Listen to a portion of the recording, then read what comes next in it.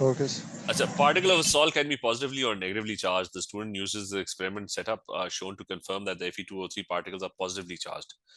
So that means he's saying that ये जो red color particles in Fe2O3, he's saying that he's trying to confirm that the particles are positively charged. I don't know whether it's +1 or -1.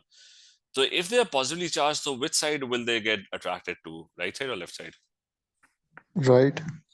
So all your Fe2O3 particles, your red particles, they should, if they are positively charged, they'll probably get attracted to the side.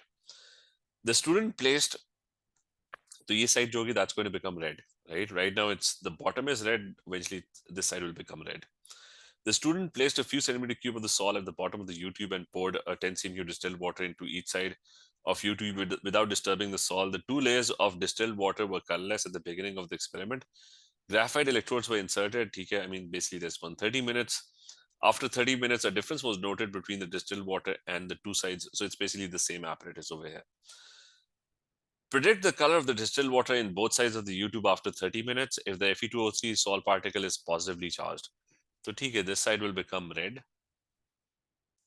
and that other side will be, it's going to be colorless. That's it. So observation on one side and the other side. I'll just confirm this. So the other side is colorless and the one side becomes red. That's it.